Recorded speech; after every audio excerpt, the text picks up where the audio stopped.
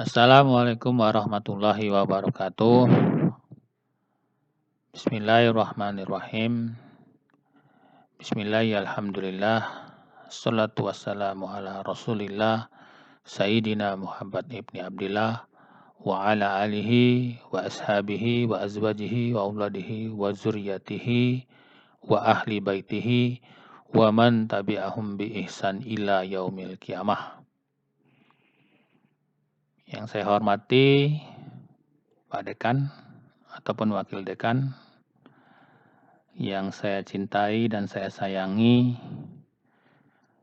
peserta yang hadir dalam acara ini, yang tidak dapat saya sebutkan satu persatu. Alhamdulillah, saya diberikan kesempatan untuk memaparkan tentang aplikasi pemberkasan online. Nah, kalau kita bercerita tentang pemberkasan atau arsip dalam hal ini, itu artinya menyangkut berbagai macam dokumen yang ada di suatu lembaga. Jadi bukan hanya kepada SK saja. Berbagai macam dokumen itu termasuk gambar, video, suara, dan berbagai macam hal lainnya yang akan kita olah atau kita simpan, dan pada saatnya nanti bisa kita ambil untuk menjadi suatu informasi yang kita butuhkan. Kalau saya menyebutnya itu sistem informasi manajemen pemberkasan atau arsip.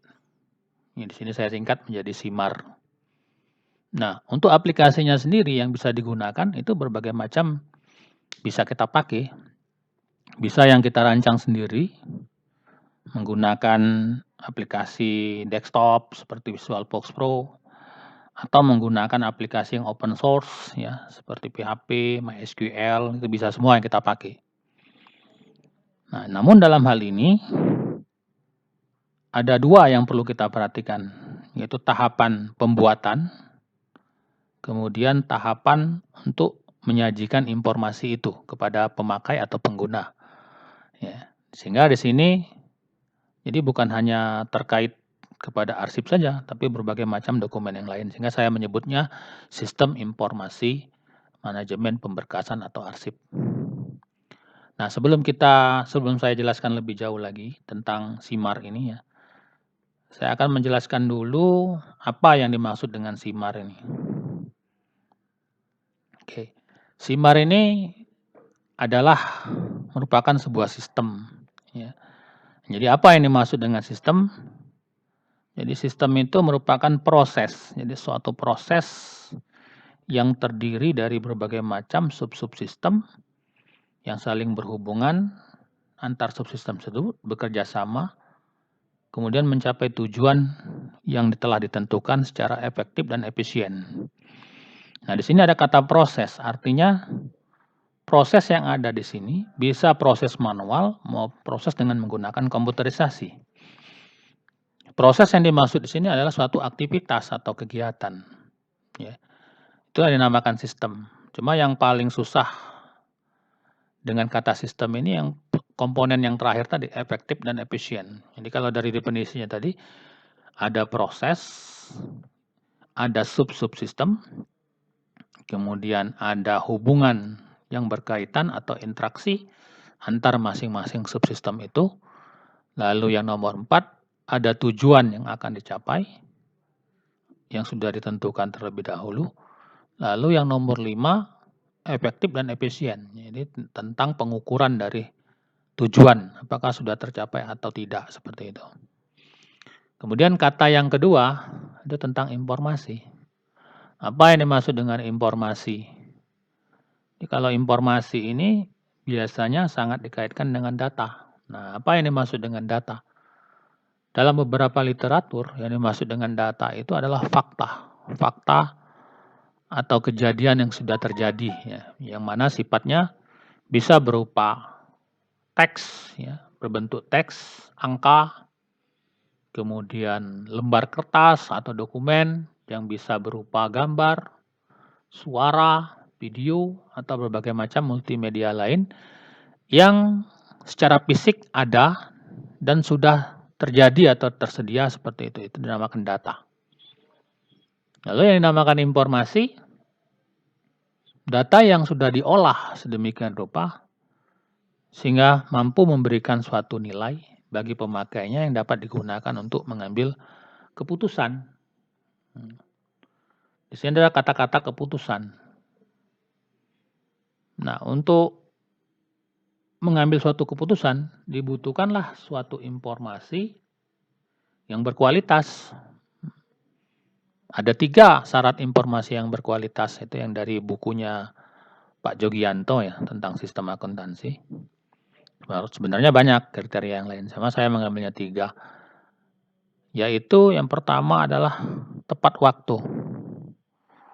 Tepat waktu, jadi informasi itu bisa digunakan mengambil keputusan apabila tersedia kapanpun dibutuhkan. Yang kedua, valid. Informasi itu harus benar. Nah, valid dalam hal ini didukung oleh berbagai macam dokumen dan faktanya bahwa memang informasi itu adalah benar. Jadi kelengkapan, autentikasi dan sebagainya itu termasuk valid. Relevan adalah yang menerimanya. Jadi suatu informasi dikatakan relevan apabila sesuai dengan penerima. Sebagai contoh dalam hal ini misalkan informasi kerusakan mesin itu akan lebih relevan kalau disampaikan kepada kepala bengkel. Sebaliknya laporan keuangan juga lebih relevan apabila disampaikan kepada kepala bagian keuangan atau kepala bagian akuntansi. Jika laporan kerusakan mesin kita sampaikan kepada kepala bagian akuntansi, itu dikatakan tidak relevan seperti itu. Ya. Lalu kita bicara yang berikutnya tentang sistem informasi. Apa yang dimaksud dengan sistem informasi? Nah, berarti sistem informasi adalah sistem yang dirancang sedemikian rupa untuk menghasilkan sebuah informasi yang berkualitas yang dapat digunakan untuk mengambil keputusan. Nah, salah satu syarat informasi yang berkualitas tadi adalah tepat waktu.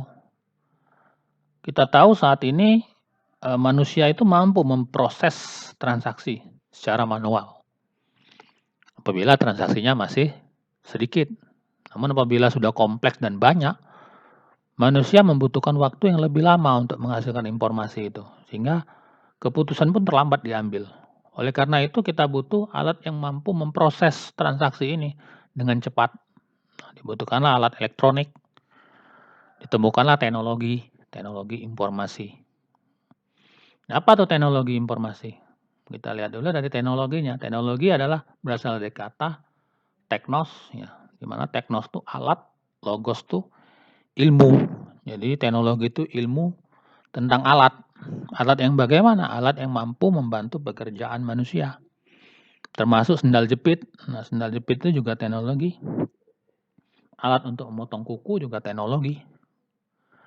Nah, cuman yang dimaksud dalam hal ini teknologi informasi berarti alat yang digunakan untuk menghasilkan informasi yang berkualitas.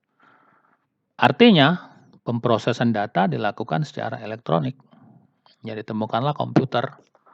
Ya, sistem informasi yang berbasis komputer. Nah, itulah teknologi informasi teknologi informasi berarti alat yang digunakan untuk menghasilkan sebuah informasi.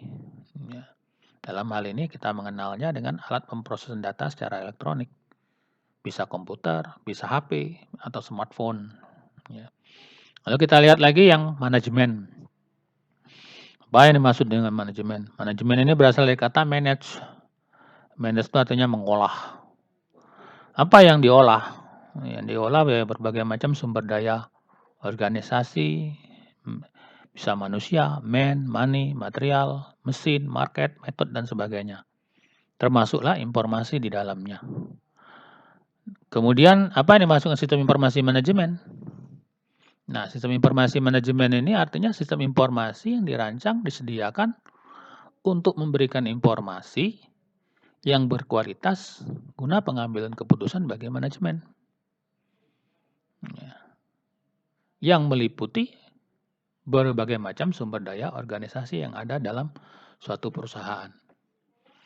Berikutnya arsip atau dokumen. Nah, kalau kita lihat di sini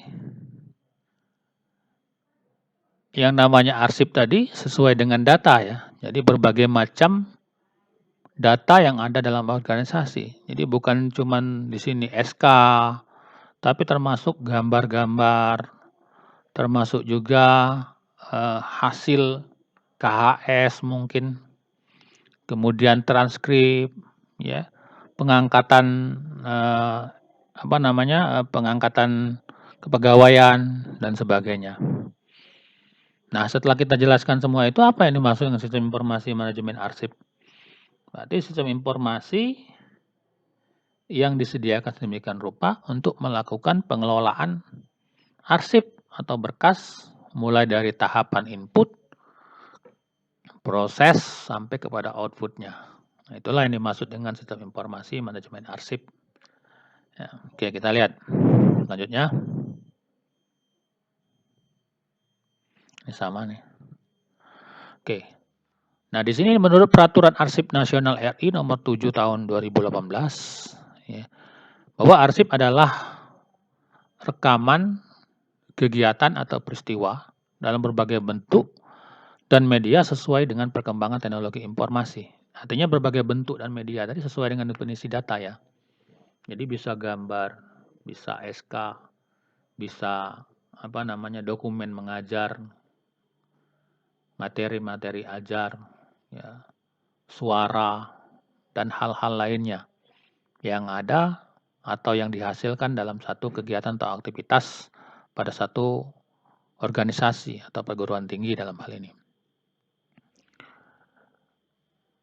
Dan komunikasi yang dibuat, jadi perkembangan teknologi informasi dan komunikasi yang dibuat dan diterima oleh lembaga negara, pemerintah daerah, lembaga pendidikan, perusahaan, organisasi politik, organisasi kemasyarakatan, dan perseorangan dalam pelaksanaan kehidupan bermasyarakat, berbangsa, dan bernegara. Jadi kalau kita lihat arsip di sini sangat luas ya.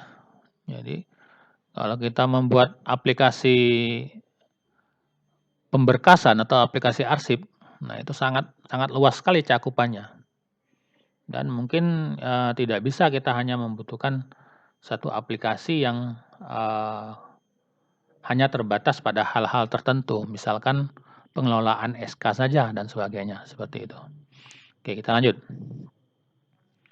Nah, di sini saya ingin menjelaskan bahwa untuk mengelola, jadi memanage suatu arsip itu, kita membutuhkan kodifikasi ya, untuk memudahkan dalam hal pengaksesan dari arsip tersebut. Jadi kita bisa juga menyimpan seluruh gambar, seluruh file dalam satu tempat.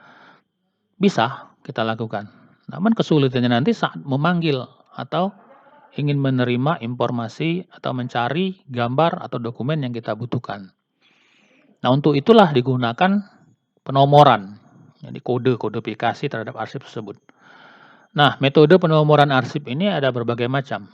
Di sini saya lihat dari berbagai literatur. Yang pertama menggunakan kode angka urut atau sequential code, kode blok, kode kelompok atau hierarki, kode desimal, kode gabungan huruf dan angka, atau kode yang universal. Bisa barcode atau QR kode ya. Kita lihat sekarang contohnya. Oke. Nah, kode angka urut. Kalau kode angka urut ini dia hanya mengurutkan saja. Jadi mulai dari nomor 1, 2, 3 dia tidak mengandung arti tertentu kodenya nih. Yang penting dikasih nomor. Ya, pastinya tidak sama sih. Jadi kalau kita menambahkan data baru berarti di nomor 27. Jadi kalau kita ingin mencari tentang tanah ya nomor 7. Ya. Nah, ini keunggulannya jika ada celah pada urutan nomor trans, sistem akan memberikan peringatan. Jadi kalau dia misalkan 25, kita bisa langsung membuat nomor 27 tampak 26. Nah, begitu ada celah ini dia langsung memberi peringatan karena memang harus ngurut seperti itu. Namun kelemahannya sebuah kode urut tidak memberikan arti kepada pemakainya. Misalnya tidak menjelaskan tentang atribut, jenis, ukuran, lokasi, dan sebagainya. Jadi tidak ada arti. Jadi kalau 4 ya sudah. Cadangan penghapusan piutang. Piutang apa nih? Nah, tidak ada penjelasan lagi. Cukup nomor 4 seperti itu. Jadi dia cuma ngurut. Jadi begitu ada data yang baru, ditambah nomor 27. Ada lagi, tambah nomor 28, dan seterusnya. Jadi kodenya sendiri tidak ada artinya. Hanya mengurutkan saja seperti itu. Ya. Oke, lanjut. Nah, untuk kode blok, jadi di sini kode blok ini kita memberikan batasan ya. Misalkan di sini kalau kita lihat dari sisi akuntansi misalkan 1 sampai 20 itu harta lancar. Jadi mulai nomor 2, nomor 3, nomor 4, nomor 5, 6 itu termasuk harta lancar. Investasi jangka panjang itu 21 sampai 40. Kalau kita misalkan nomor 1 sampai 20 ini hanya untuk akuntansi. 21 40 untuk manajemen, jurusan manajemen. 41 80 untuk jurusan ISP dan seterusnya seperti itu. Jadi kalau untuk terkait dengan dokumen ISP berarti 42, 43 sampai dengan 80. Nah, seperti itu. Keunggulannya memungkinkan penyisipan kode baru dalam satu blok. Ya, seperti ini 1 2 3 4. Kelemahannya kandungan informasi dari kode blok tidak langsung kelihatan. Misalnya nomor akun 266 tidak berarti apa-apa sampai dicocokkan dengan bagian akun yang menunjukkan bahwa nomor itu adalah beban penjualan. Jadi maksudnya di sini waktu kita mencari nomor 26 ya kita akan bingung, kita cari daftar dulu. Oh 266 itu di antara sini. Ya. Jadi di antara 261 berarti dia beban penjualan. Nah, seperti itu. Ya. Selanjutnya kode blok yang Dewey ya. Jadi Dewey ini penemu dari kode blok ini. Jadi dia memberikan batasan ya. 100 misalkan harta, 200 kewajiban, 300 ekuitas yang saat ini ada di akuntansi. Nanti kalau di universitas berarti seperti kita saat ini adalah kalau 01 ekonomi, 02 hukum ya dan seterusnya untuk kode fakultas. Sementara itu kalau untuk kode rektorat mungkin 00 yang bisa kita pakai. Nah, ini 1 di depan harta, 2 kewajiban, 3 ekuitas, 4 penjualan, 5 harga pokok, 6 beban operasional, dan 7 beban pendapatan lain-lain. Nah, ini bisa juga dirancang seperti ini. Ya. Ya, kita lihat contoh yang lain. Contoh arsip berdasarkan Dewey tadi. Kode blok ya, misalkan di sini kita kasih kode 00 humas. 100 itu keuangan, 200 kepegawaian, 300 pembangunan, dan seterusnya. Lalu kita akan merancang subkodenya. Misalkan tadi 200 kepegawaian. Nah, 210 itu formasi. 220 pemilihan personal, 230 tata tertib, 250 kenaikan pangkat, 260 cuti, 270 mutasi seperti itu. Nah, di sini bisa nanti dibuat lagi untuk subkodenya lagi. Jadi misalkan 260 tadi, kalau kita lihat 260 ini cuti, kita bagi lagi menjadi 261 cuti besar, ya.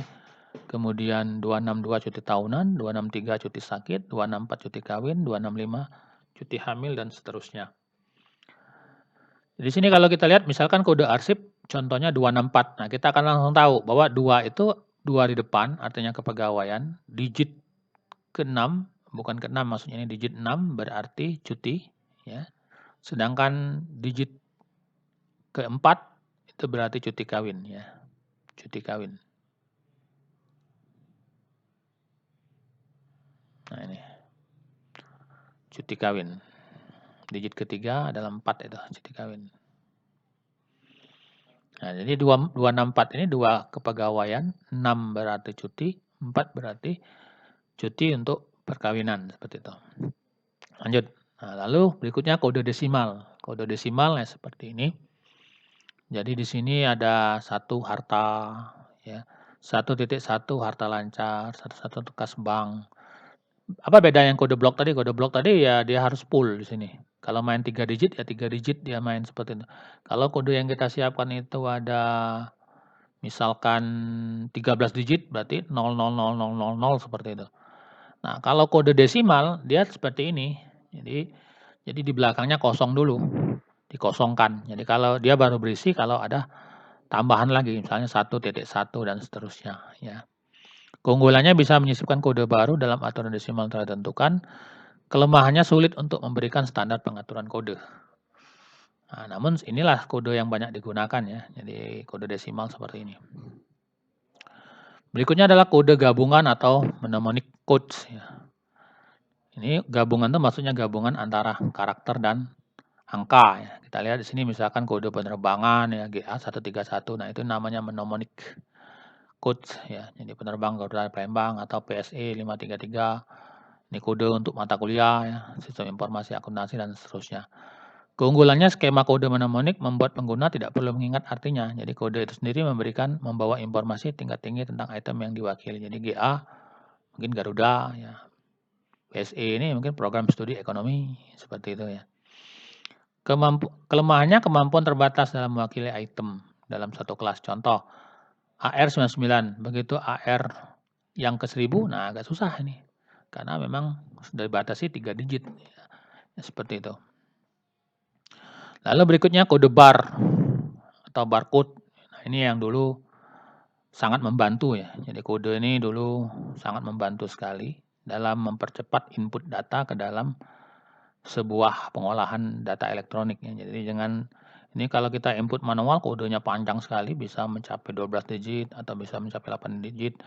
Namun dengan adanya kode bar ini cukup menggunakan alat untuk membaca kode bar saja atau bar scan ya. Sehingga ini langsung tertulis secara otomatis nomornya. Nah, ini Bapak Ibu bisa menggunakan aplikasi barcode generator BAEO yang bisa diakses dari Play Google. Ya, jadi kita bisa buat dari sini aplikasinya, sudah tersedia ya. Contohnya di sini misalkan, nah ini untuk yang bar ya. Jadi untuk yang QR code atau quick response code ya, seperti ini.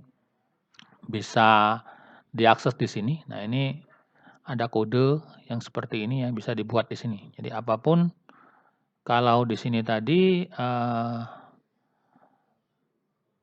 kode bar ya, kalau di sini yang ini bisa cepat ya, jadi langsung kita langsung, dan tempatnya pun tidak perlu panjang-panjang. Dia cukup satu petak ini sudah mampu mendefinisikan sebuah informasi di dalamnya ya. Kalau yang sebelumnya tadi kode bar ini ya bisa panjang ya, seperti itu. Oke, lanjutnya. Nah, ini saya mencoba membuat kode bar untuk quick QR code ya. Untuk nomor HP, nah ini bisa Bapak Ibu scan, maka akan keluar nomor HP saya di sini.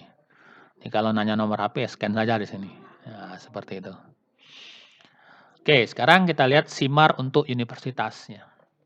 Bagaimana sistem informasi manajemen pengarsipan ini untuk universitas. Nah, di sini kita tidak main-main kalau sudah pengarsipan ini. Karena memang sesuai dengan peraturan, ada peraturan kepala ANRI ya. ANRI ini adalah arsip nasional ya. Arsip Nasional Republik Indonesia. Kalau tidak salah. Nomor 24 tahun 2011, jadi pedoman penyelenggaraan kearsipan di lingkungan perguruan tinggi. Arsip merupakan aset perguruan tinggi. Jadi di sini memang dianggap penting arsip itu dan sekaligus merupakan aset publik. Nah, jadi publik pun bisa mengaksesnya. Ini dua kata ini yang sangat berat. Aset merupakan aset dari perguruan tinggi, lalu merupakan juga aset publik. Undang-Undang Nomor 43 Tahun 2009 Pasal 6 ayat 4 bahwa kearsipan perguruan tinggi dilaksanakan oleh lembaga. Nah, ini kita sudah punya belum ini? Lembaga Kearsipan Perguruan Tinggi, namanya LKPT. Ya. Pasal 27 ayat 2 dan ayat 4, LKPT memiliki tanggung jawab dalam pengelolaan arsip statik dan arsip inaktif kurang lebih 10 tahun. Jadi Bapak Ibu kalau bicara tentang arsipan ini berarti maupun data mahasiswa, kadang-kadang kita suka ditanya oleh sebuah perusahaan misalkan untuk memastikan mereka ingin melihat nomor ijazah misalkan, nomor ijazah si A, apakah memang terdapat di dalam Unsri? Nah, itu mungkin kita kadang-kadang sudah tidak mampu menjawab karena sudah jaraknya baru 5 tahun yang lalu. Nah, sudah bingung di mana mencari arsip tersebut. Nah, seperti itu. Ya. Baik di tingkat rektorat, fakultas, UPT dan lain-lain. Jadi dokumen itu minimal 10 tahun baru bisa dihapus ya. Jadi kita harus mampu menyimpan dokumen atau arsip ini selama kurang lebih 10 tahun baru bisa dihapus. Pengelolaan arsip harus dilakukan secara efektif dan efisien. Nah, ini kata kuncinya nih. Jadi yang perlu saya tekankan sendiri, kalau misalkan ada arsip, misalkan saya kasih contoh ya. Jadi di sini kita lihat contoh untuk SK saja. Jadi untuk SK mengajar misalkan, bagaimana cara kita membuat SK mengajar itu langsung terkoneksi dengan aplikasi untuk kinerja dosen. Jadi misalkan begitu dekanat selesai membuat SK, maka akan tercipta laporan rencana mengajar untuk masing-masing dosen. Jadi tidak perlu lagi di-upload. Secara otomatis sudah bisa dihasilkan laporan rencana mengajar itu berdasarkan SK yang sudah dibuat oleh dekanat. Lalu saat dosen tersebut misalkan melakukan aktivitas belajar mengajar, di mana proses tersebut di-entry oleh operator yang ada di masing-masing jurusan atau di-entry di masing-masing jurusan ya berdasarkan keterangan mengajarnya itu. Misalnya pertemuan pertama mengajar apa, pertemuan kedua ngajar apa, dan itu langsung di-entry oleh operator. Nah, itu sudah langsung bisa menghasilkan laporan beban kerja dosen, ya terkoneksi ke situ. Jadi ada rencana kerja, ada beban kerja dosen secara otomatis. Tanpa perlu diisi manual lagi, ditulis manual lagi seperti yang terjadi selama ini. Ya. Oke, arsip aktif adalah arsip yang frekuensi penggunaannya tinggi dan atau terus-menerus. Jadi ini maksud aktif itu seperti itu. Ya, contohnya ya daftar mata kuliah, daftar nama mahasiswa, ya, atau arsip-arsip yang lain. Arsip inaktif adalah arsip yang frekuensi penggunaannya telah menurun. Misalkan transkrip mahasiswa, jika ijazah mahasiswa, jika telah selesai sudah, tidak dipakai lagi, jarang dipakai. Tapi itu harus kita simpan ya, baik disimpan dalam bentuk database-nya maupun dalam bentuk dokumen kertasnya. Ataupun saat ini ya bisa kita scan, kita simpan dengan menggunakan berbagai macam media yang saat ini sudah sangat canggih ya. Arsip vital adalah arsip yang keberadaannya merupakan persyaratan dasar bagi kelangsungan operasional. Pencipta arsip atau pembuat arsip tidak dapat diperbarui dan tidak tergantikan apabila rusak dan hilang. Nah, ini seperti misalkan surat tanah ya, ini vital. Jadi kalau hilang agak susah ngurusnya tuh. Ya. Dokumen perkawinan, nah itu susah untuk ngurusnya ya. Nah, itu seperti itu. Arsip statis adalah arsip yang memiliki nilai guna kesejarahan, jadi tentang sejarah. Masuk kategori permanen dan telah diverifikasi langsung ataupun tidak langsung oleh ANRI. Misalnya sejarah berdirinya Unsri dan sebagainya itu termasuk dalam arsip statis yang mungkin tidak bisa dirubah, yang tidak diubah lagi. Ya, seperti itu. Oke, kita lanjutkan. SIMAR untuk universitas meliputi. Nah, jadi kalau kita bicara sistem informasi manajemen arsip, seperti yang disarankan oleh Arsip Nasional Republik Indonesia tadi ya, dari ANRI tadi, mengatakan bahwa memang untuk universitas ini harus ada lembaga yang mengurus arsip, namanya LKPT tadi. Jadi Lembaga Kearsipan Perguruan Tinggi. Nah, kalau kita bicara tentang universitas, itu bisa disubkan lagi menjadi SIMAR untuk rektorat, artinya arsip yang khusus di rektorat, fakultas, jurusan, dan UPT, serta lain-lainnya. Diharapkan pengelolaan arsip yang terintegrasi, efisien, dan efektif. Nah, seperti yang saya katakan tadi, tidak ada double entry ya.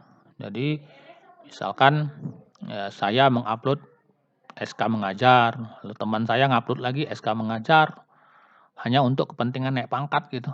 Padahal data tersebut sudah ada. Ya. Nah, di sini tidak ada double entry. Jadi diharapkan tidak ada double entry arsip atau dokumen yang sama. Itu SK yang sama diupload oleh orang yang berbeda. Jadi bisa 200 file kalau kita 200 orang yang menguploadnya itu. Contoh SK mengajar misalnya, bidang pendidikan dan pengajaran. Ini seperti yang saya contohkan tadi. Setelah SK mengajar dibuat, secara otomatis akan terbentuk informasi rencana mengajar masing-masing dosen. Jadi misalnya kalau kita lihat Pak Rianto, nah dari SK mengajar udah kelihatan dia ngajar mata kuliah apa saja. Itu rencana mengajarnya untuk semester ini misalkan. Pada saat PBM, jadi proses belajar mengajar di-entry oleh operator masing-masing jurusan, maka terbentuklah informasi realisasi mengajar dosen yang secara otomatis sudah mampu menentukan angka kredit SKS untuk BKD. Ya. Jadi kelihatan misalnya beban kerja dosen itu dari realisasi mengajar ya. Jadi realisasi mengajar itu sesuai misalkan pertemuan. Jadi pertemuan ini siapa yang mengajar? Dosen A. Itu langsung di-entry dan langsung mempengaruhi database-nya. Tinggal langsung kita bisa melihat realisasi mengajarnya.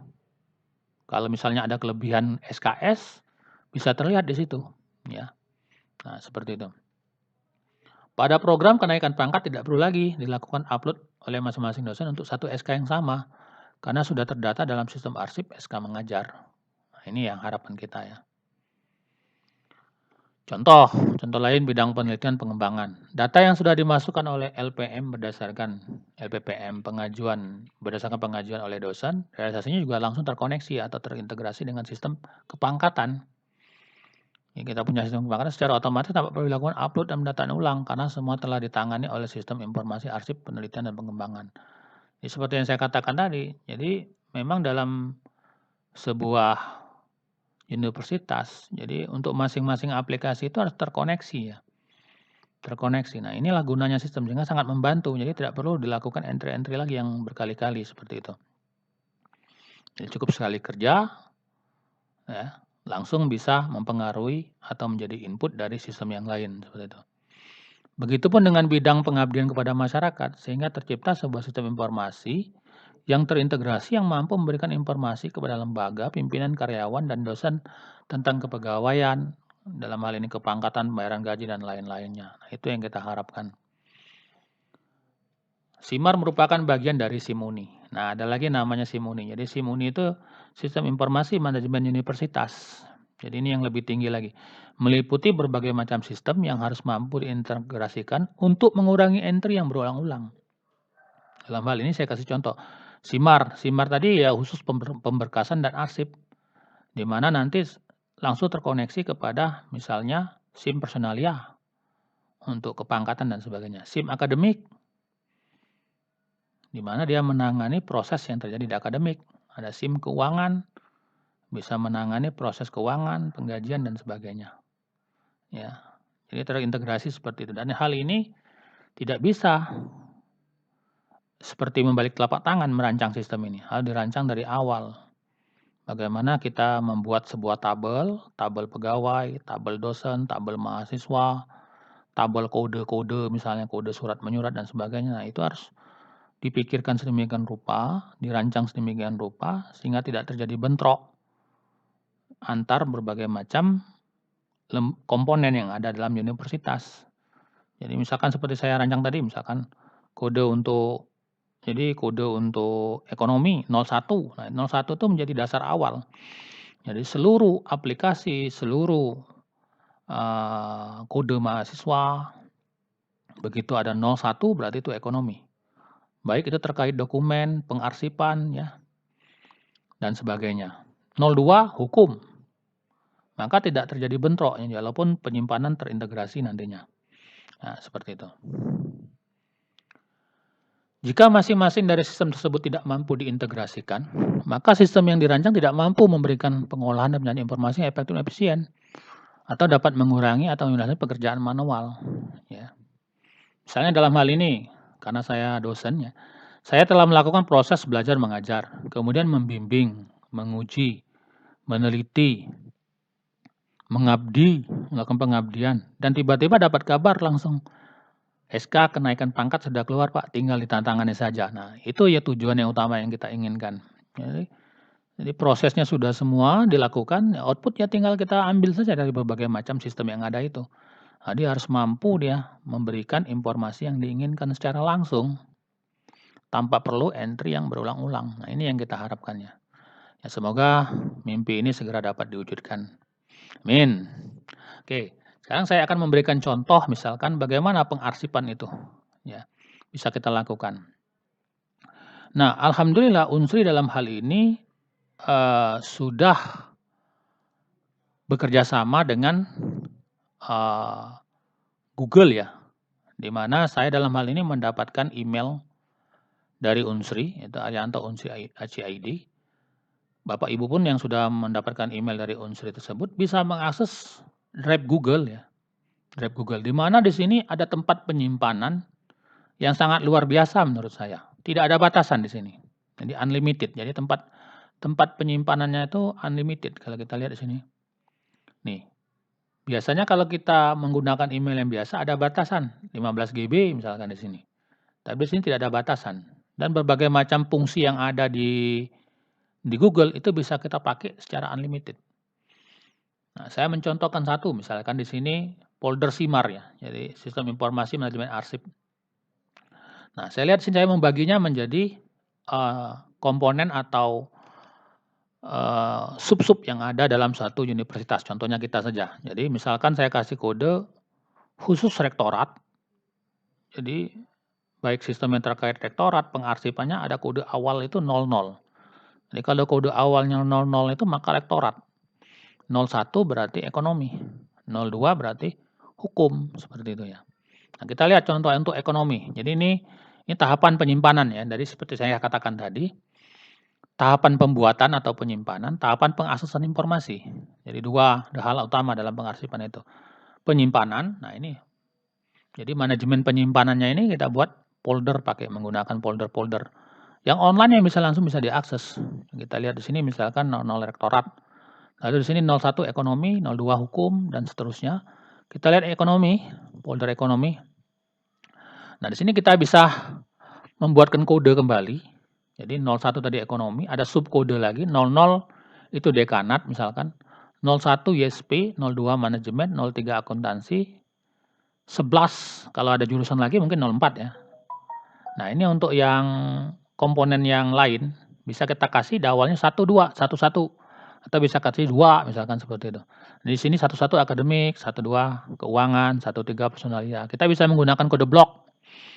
Bisa seperti yang tadi misalkan kalau dia antara 0 sampai dengan 10 itu untuk program studi, 0 sampai 10.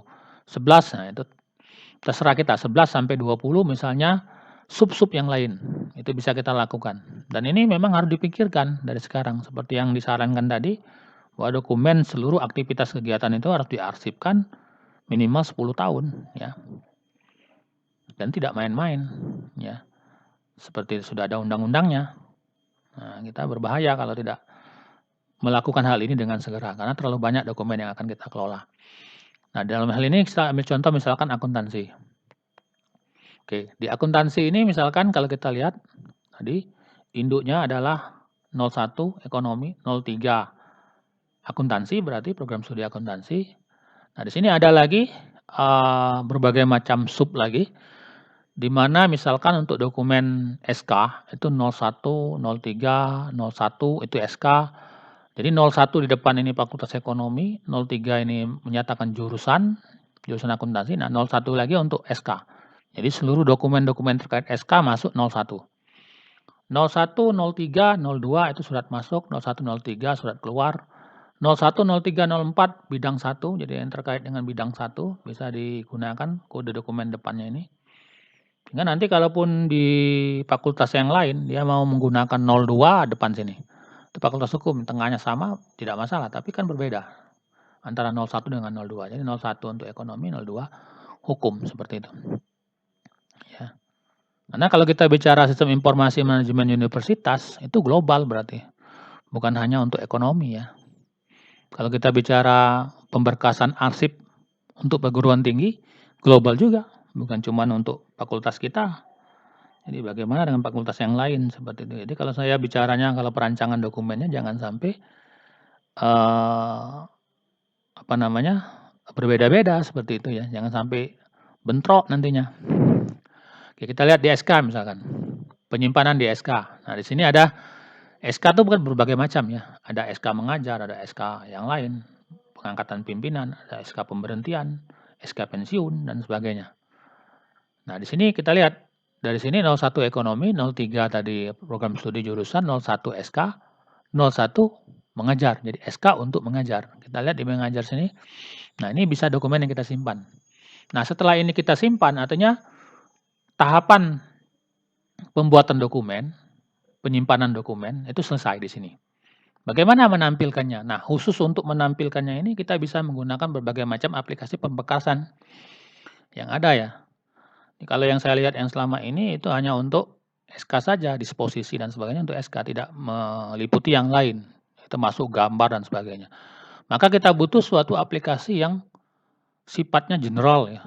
Dalam hal ini saya memberikan contoh. Jadi ini contoh saja, misalkan di sini saya membuat sebuah aplikasi dari WordPress ya, di mana seperti yang ada di Andri ya. Jadi kalau kita lihat ini situsnya andri.go.id.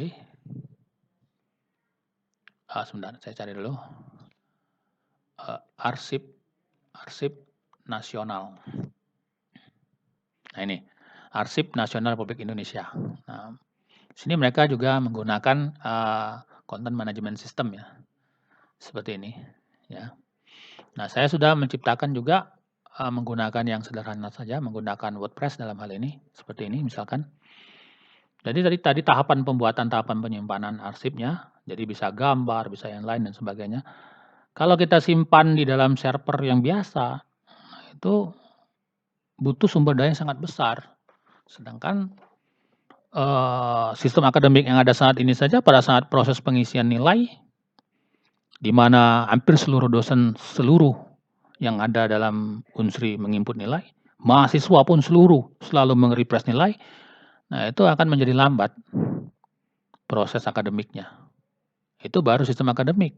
Nah, ini kalau kita bercerita pengarsipan, jadi mau tak mau kita bisa menggunakan penyimpanan online atau menggunakan yang telah disediakan oleh Google. Nah, dalam hal ini kita lihat sini, saya merancang sebuah sistem informasi manajemen arsip ya, yang bisa meliputi berbagai macam data yang ada dalam data atau kegiatan yang ada dalam organisasi.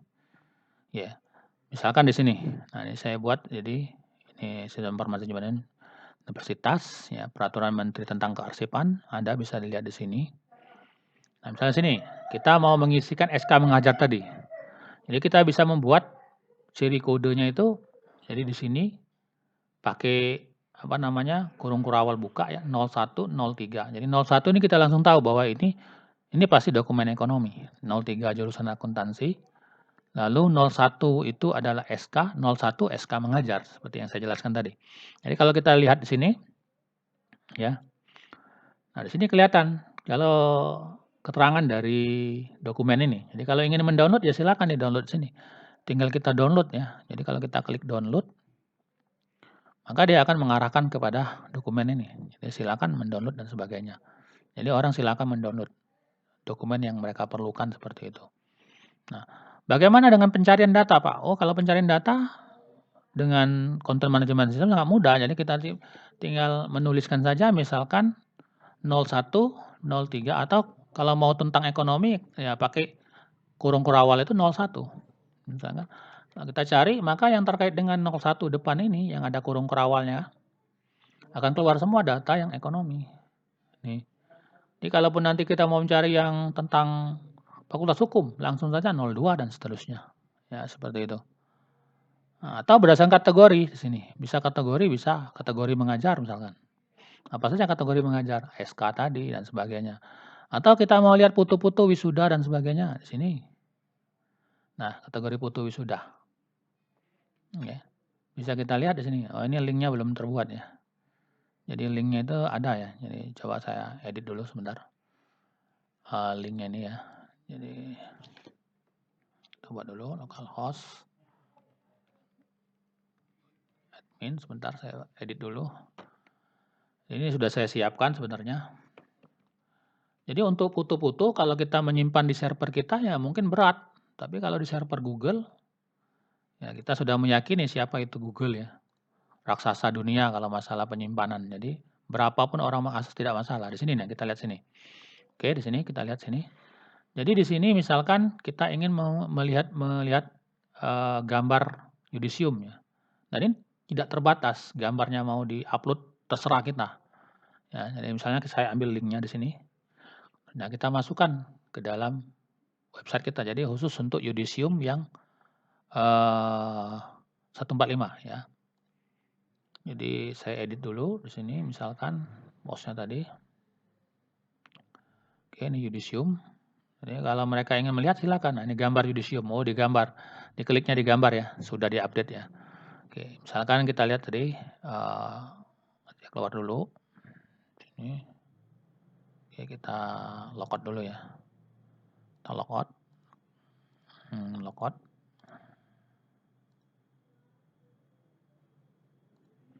Oke, logout. Jadi tadi localhost simar sini. Jadi kalau kita mau lihat gambar-gambar tadi, klik sini. Nah, ini gambar yudisium, bisa kita klik di sini. Jadi pada saat orang mengklik gambar yudisium untuk 145, langsung terakses ke sini, ya. Jadi mereka bisa melihat gambar-gambar yang ada di sini tanpa memberatkan web yang ada di kita. Jadi ini langsung diserahkan ke Google. Jadi seluruh gambar-gambar tentang yudisium ke-145 ada di sini. Jadi mahasiswa pun kalau mau mendownload gambar ini ya terserah, silakan mau berkomentar juga silakan. Ya. Bagaimana proses penyimpanan, pengarsipan gambar ini? Dari Google tadi. Jadi misalkan dari Google tadi kita bisa menambahkan gambar atau misalnya kalau yang usernya yang tidak terdaftar ya tidak bisa menambah gambar, bisa kita atasi seperti itu. Contoh misalkan kalau kita mau menambah lagi ya di sini kita klik tambah ke album, ya atau di sini kita bisa klik Google Foto ya, Google Foto di sini. Dan ini kalau menggunakan emailnya Unsri ya tidak terbatas, unlimited ya. Ini kita sangat bersyukur sekali. Unsri sudah bekerja sama dengan Google. Nah di sini kita bisa menambahkan di album misalkan. Cari album. Nah, kita bisa membuat album-album yang tidak terbatas di sini. Ini kalau kita klik albumnya. Ini. Oke. Nah, di sini kita bisa menambahkan lagi gambar. Sebanyak yang kita mau dan ini sifatnya unlimited.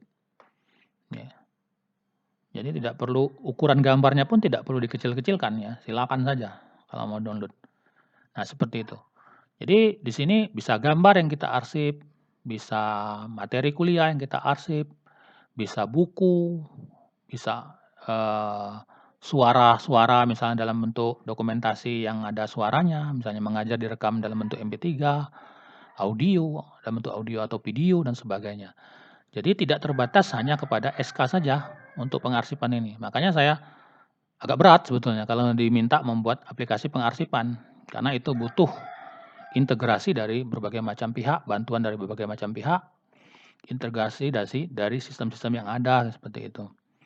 Jadi tadi 2 tahapan ya, tahapan pembuatan, tahapan penghasilan informasi. Nah, kalau tahapan penginformasian mungkin bisa kita gunakan WordPress, tahapan pembuatan kita bisa memanfaatkan Google ya. Drive Google kita bisa buat folder dan sebagainya. Saya kira demikian saja yang bisa saya sampaikan. Lebih dan kurangnya saya mohon maaf, pada Allah saya mohon ampun. Saya akhir dengan wabillahi taufik wal hidayah. Wassalamualaikum warahmatullahi wabarakatuh.